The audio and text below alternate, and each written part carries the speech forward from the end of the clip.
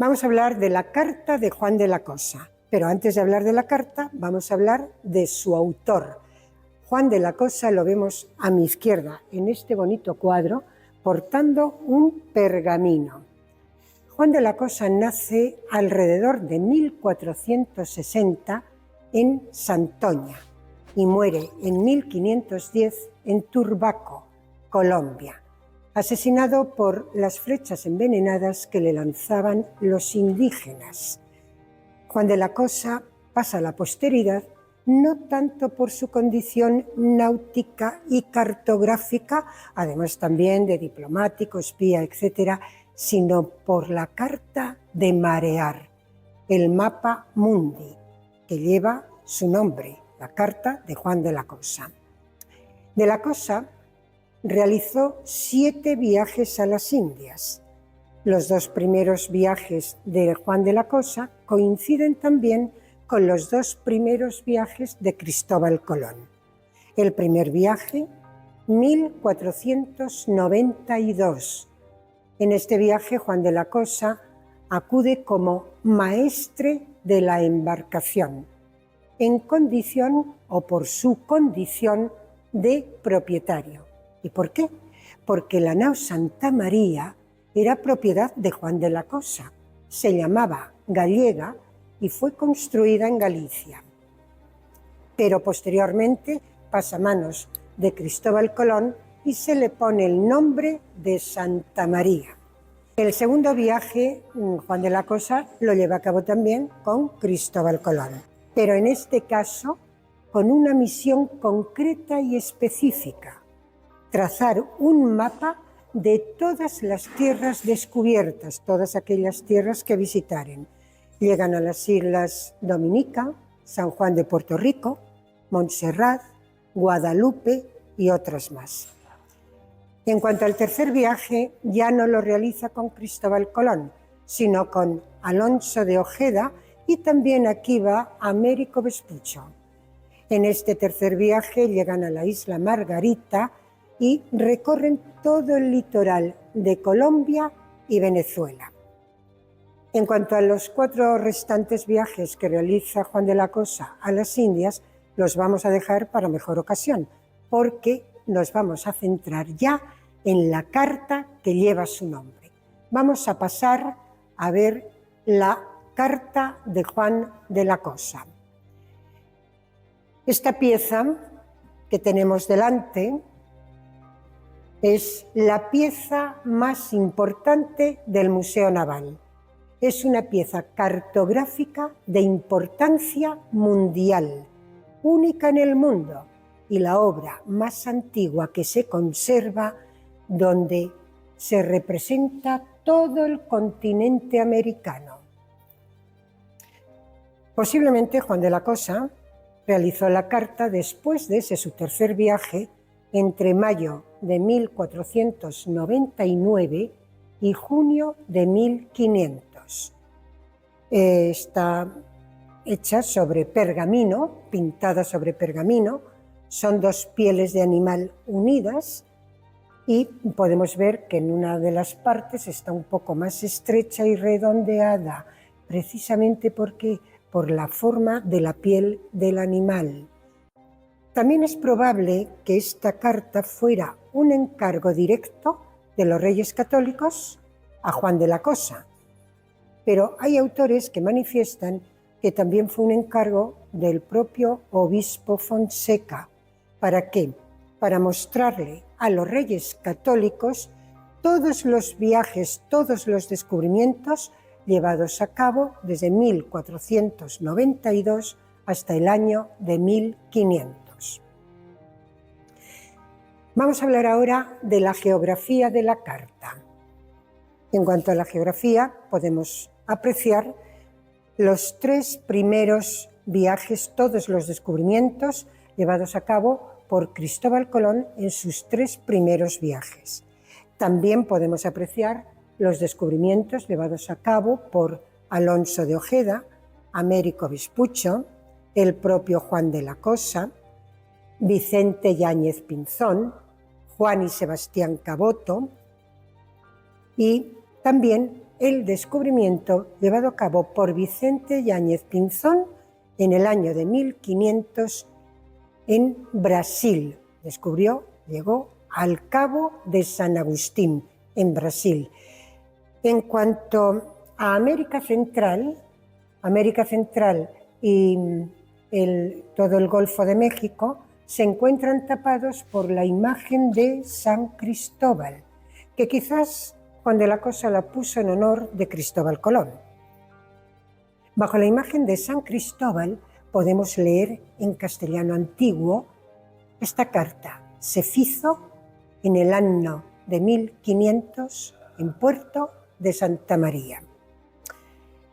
Las Antillas Mayores están espectacularmente bien dibujadas, bien trazadas, especialmente Cuba con sus nombres. Cuba está espectacular. También podemos ver Irlanda, Inglaterra, España. En cuanto a África, está un tanto achatada. También podemos apreciar que predomina el color verde. ¿El color verde para qué? Para todas las tierras descubiertas. Vemos todo el continente americano en color verde. En cuanto al color rojo, este nos indica los lugares más importantes. Por ejemplo, el Mar Rojo lo vemos en color rojo, y otras zonas en color rojo nos indican temas importantes. Decir también que se le considera el primer mapamundi. Sin embargo, para ello está un tanto imprecisa la zona de Asia, fundamentalmente China y Japón. Podemos, no obstante, apreciar la mítica isla de Trapovana. Probablemente la actual es Sri Lanka. Hay que buscarla detenidamente. La actual es Sri Lanka. En la carta está adornada con banderas, con barcos, con escudos de armas de tanto castellanos, portugueses como ingleses. También podemos ver ríos, puertos, cordilleras, ciudades con sus nombres. Las costas están perfectamente definidas, todas las costas, artísticamente muy bien iluminada, y dispone de unos 1500 topónimos.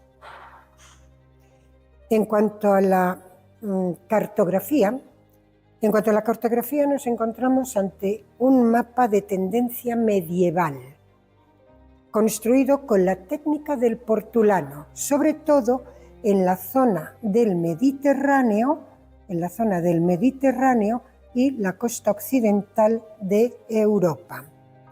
Por otra parte, en cuanto a la línea y organización de las líneas de rumbos, están trazadas en torno a las dos rosas principales de los vientos, que marcan 32 rumbos, que están en paralelo, una al sur de la península de la India y otra en el centro del Atlántico, donde en esta preciosa rosa de los vientos podemos ver a la Virgen con el Niño, en estas dos rosas de los vientos que coinciden con lo que posiblemente es la desembocadura del Ecuador. Los 32 rumbos de las rosas de los vientos están trazados también con diferentes colores. Los puntos principales en color negro, los medios en color rojo y los cuartos en color verde. Los 32 rumbos tenemos 4 puntos cardinales, norte, sur, este y oeste, 4 rumbos laterales, 8 colaterales y 16 cocolaterales. La rosa de los vientos, descubierta por Raimundo Lull, es un círculo marcados alrededor los distintos rumbos en que se divide la circunferencia del horizonte. La flor de lis nos indica el norte. En cuanto a la iconografía de esta carta, ya hemos hablado de varias cosas, que está adornada con barcos, banderas, naos, carabelas, escudos de armas, tanto de portugueses, castellanos y de ingleses. También podemos ver ríos, ciudades, cordilleras, y podemos ver personajes míticos, pero también personajes bíblicos, como los 3 reyes magos en representación de Asia, que siguen la estrella en dirección a la ciudad de Belén. Podemos ver también a la reina de Saba, la Torre de Babel y a distintos reyes con sus símbolos de poder. Por ejemplo, aquí podemos ver al norte otros cuantos reyes más, etc. Esta carta, además de ser un mapa, una carta de importancia mundial, un portulano hecha al estilo de los portulanos, de tendencia medieval, incluye también una misión didáctica. ¿Por qué? Porque a través de la misma y de su geografía podemos conocer la geografía y también la historia a través de personajes conocidos. Hay que decir también que nos llama poderosamente la atención 2 islas que las encontramos al sur de la carta, en la parte derecha de la misma, marcadas como Madagascar la Pequeña y Zanzíbar la Grande, cuando en realidad están invertidos los nombres, pues Zanzíbar es como 300 veces más pequeña que Mozambique. Y por otra parte también nos llama la atención que están bastante alejadas de la zona de la costa africana. Finalmente, en cuanto a esta iconografía, decir también que en la parte sur, a la derecha de la carta, podemos ver una cartela en blanco, quizás para poner una leyenda o una dedicatoria. Finalmente se quedó en blanco. Vamos a hablar del recorrido ya de la carta. El final, el recorrido. La carta, cuando se realiza por Juan de la Cosa, se deposita en la Casa de la Contratación de Sevilla. Pero de aquí que desapareció durante más de 300 años. ¿Cuándo vuelve a encontrarse? ¿Cuándo nos encontramos nuevamente con la carta? En el año de 1832. ¿Dónde? Pues en París, cuando un diplomático holandés, embajador de Holanda en París, compró la carta de Juan de la Cosa a un anticuario por muy poco dinero. Posteriormente, cuando este embajador, muere en París en el año de 1853, la carta se encontraba entre todas las pertenencias del diplomático. Sus pertenencias fueron subastadas y en la subasta estaba la carta. Y gracias a un amigo del embajador holandés, un español, don Ramón de la Sagra, alertó al gobierno español y el gobierno español recuperó la carta pagando por ello más de 4.300 francos. Desde entonces ingresó en el Museo Naval y a partir de ese momento ha salido de aquí en contadas ocasiones. Primero, durante la Guerra Civil, a Valencia. Después, a 2 exposiciones en Madrid, en los años 50 del siglo pasado y en los años 70 a Nueva York. Finalmente, en 1987 se trasladó la carta al Gabinete de Documentación Técnica del Museo del Prado para su estudio. El resultado de este estudio fue el siguiente, que tanto la textura, pigmentación, caligrafía y demás textos son perfectamente compatibles con el año de 1500. Señoras y señores, hasta aquí una pequeña muestra de lo muchísimo que ustedes pueden admirar y ver y disfrutar en este maravilloso Museo Naval.